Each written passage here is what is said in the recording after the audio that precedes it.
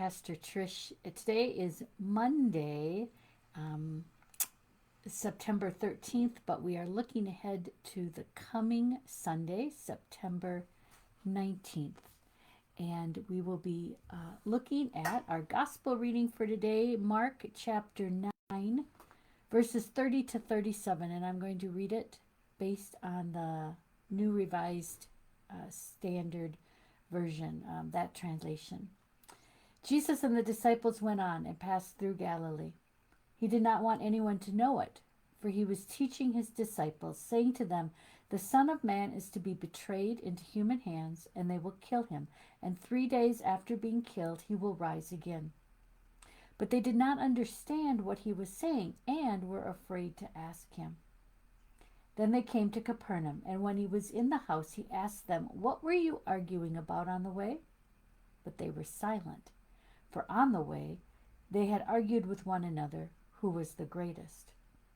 He sat down, called the 12, and said to them, "Whoever wants to be first must be last of all and a servant of all." And then he took a little child and put it among them, and taking it in his arms, he said to them, "Whoever welcomes one such child in my name welcomes me. And whoever welcomes me welcomes not me, but the one who sent me."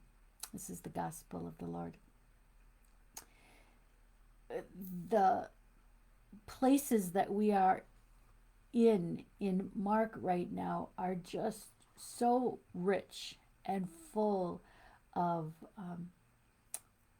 the theology, for lack of a better word, that Jesus is trying to show us and give us.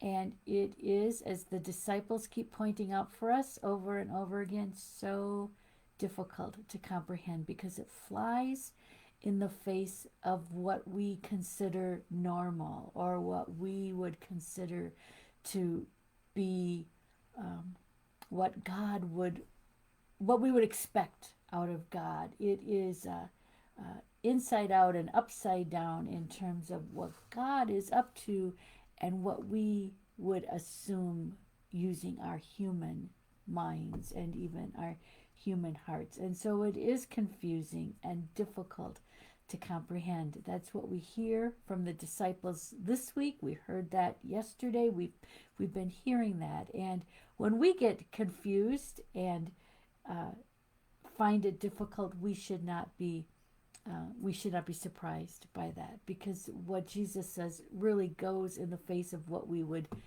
assume or understand.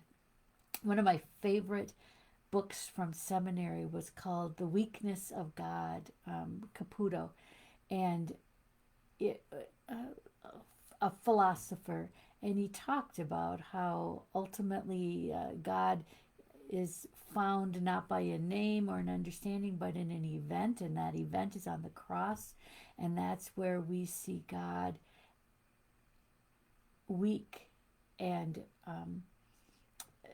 not able to do anything, so vulnerable, and that's our God, a God who is incapable of getting down off the cross or being able to save God's self, those kinds of things, calling down the angels, as we like to talk about the mighty power of God. His argument was that where we find God on the cross is a weak God, and that's in many ways, our true God.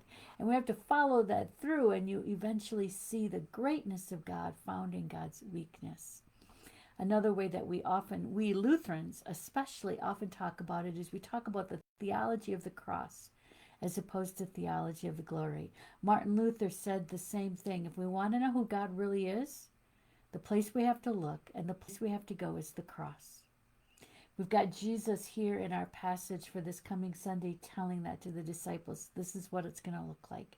This is what's going to happen. The Son of Man is going to be betrayed, killed, and after 3 days rise again. And they don't get it. They don't want to get it. They don't understand it. And we struggle with the same thing as well. We often prefer what we would call this theology of glory that says, really, this was a great and mighty act of God on the cross.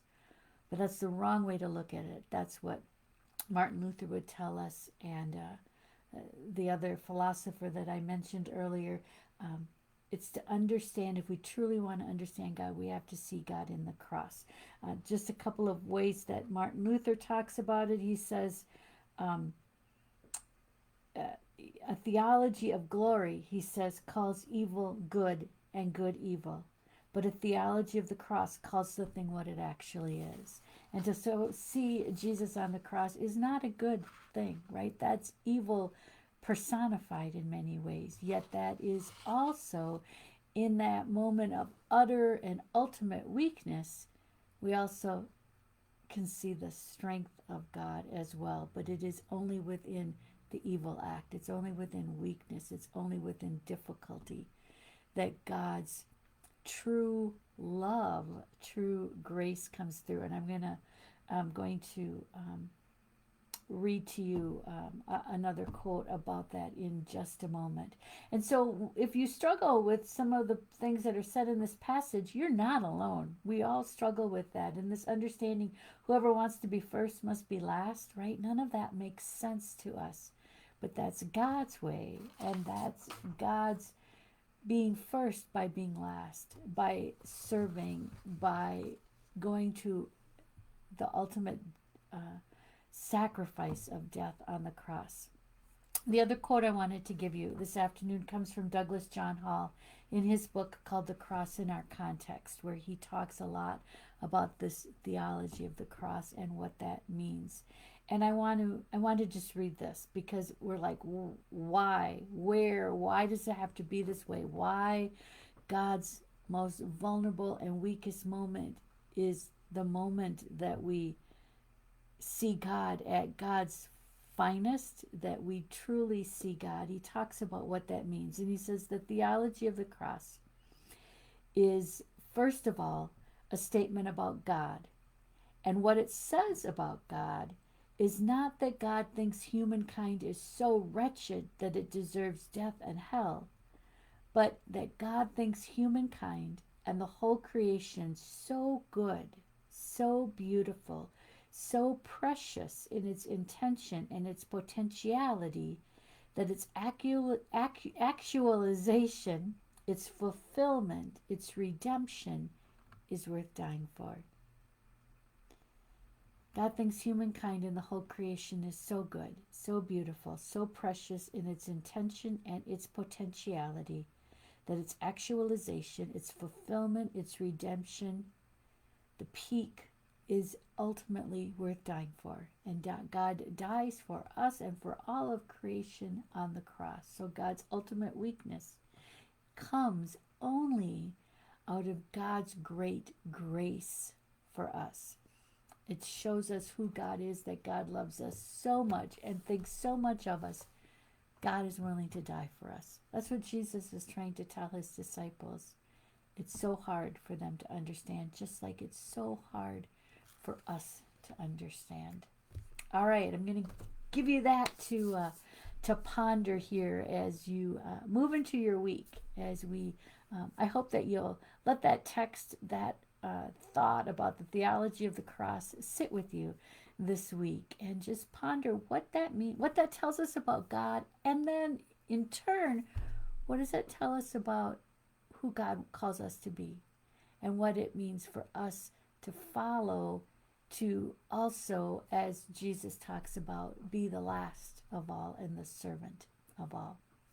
Have a great day, a great week. I hope to see you at Messiah in church next Sunday, either 8:30 or 10:30. Thank you for joining me.